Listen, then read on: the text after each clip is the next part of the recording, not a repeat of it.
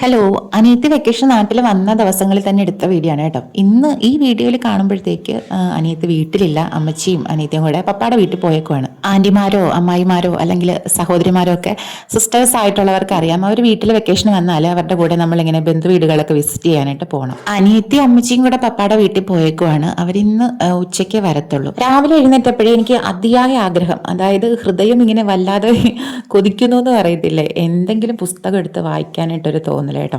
നമുക്കൊരു mini setup വീട്ടിലുണ്ട്. നമുക്ക് കിട്ടിയ പുസ്തകങ്ങളും വാങ്ങിച്ച പുസ്തകങ്ങളും അങ്ങനെ ഒരു ചെറിയ സെറ്റപ്പ്. റീഡിങ് ഒരു ഹാബിറ്റ് ആയിട്ടൊന്നുമില്ല, എന്നാലും ഇടയ്ക്ക് എന്തെങ്കിലുമൊക്കെ വായിക്കാനായിട്ടൊരു തോന്നലുണ്ടാകാറ്. ഇന്നത്തെ എൻ്റെ പ്രശ്നം എന്താണെന്ന് അറിയാമോ? ചായയുടെ കൂടെ ഒരു കടി എന്നതിന് പകരം ചായയുടെ കൂടെ ഒരു പുസ്തകം വായന എന്നതായിരുന്നു.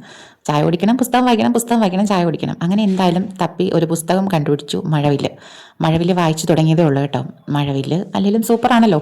മുറ്റത്തിറങ്ങി ചെടിയും കൂടെ ഒന്ന് നനച്ചേക്കാം. അപ്പം രാവിലെ എന്തൊക്കെയോ ചെയ്തതുപോലെയൊക്കെ ഒന്ന് തോന്നും.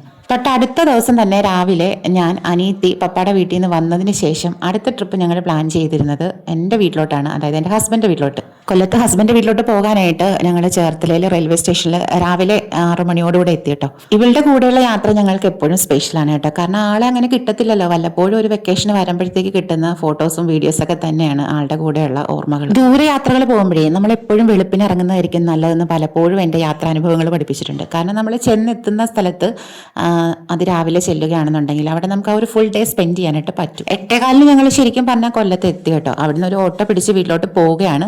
തിരിച്ച് ഒരു 5 മണി ട്രെയിനാണ് റിട്ടേൺ ഞങ്ങൾ പ്ലാൻ ചെയ്തിരിക്കുന്നത്. പ്യുവർ വെജ് ഹോട്ടലിൽ കയറിയിട്ട് അവരവർക്ക് ഇഷ്ടപ്പെട്ട വിഭവങ്ങളൊക്കെ ബ്രേക്ക്ഫാസ്റ്റ് കഴിച്ചു കേട്ടോ. മസാല ദോശ ഫാൻസ് ഉണ്ടെങ്കിൽ താഴെ കമന്റ് ചെയ്യാൻ മറക്കരുത് കേട്ടോ. കൊല്ലത്ത് ഈ ഹോട്ടലിലെ പ്യുവർ വെജിലെ എല്ലാ ഐറ്റംസും സൂപ്പറാണ്. പ്രത്യേകിച്ച് ഈ കോഫിയും ഒരു വടയൊക്കെ ഉണ്ടെന്നുണ്ടെങ്കിൽ അടിപൊളിയാണെന്ന്. കോഫിയും കൂടെ കുടിച്ചിട്ട് നമുക്ക് വീട്ടിലോട്ട് പോവാം. അങ്ങനെ അവർ വീണ്ടും കണ്ടുമുട്ടിയിരിക്കുകയാണ് സുഹൃത്തുക്കളെ. കാത്തിരുന്ന 4 കണ്ണുകളെ കണ്ടുമുട്ടിച്ചതിന്റെ സന്തോഷത്തിൽ നമുക്ക് വീണ്ടും അടുത്ത വീഡിയോയിൽ കാണാം. ചാനലും വീഡിയോസ് ഇഷ്ടപ്പെട്ടാൽ സബ്സ്ക്രൈബ് ചെയ്ത് സപ്പോർട്ട് ചെയ്യാൻ, ലൈക്ക് ചെയ്യാനും മറക്കരുതേ.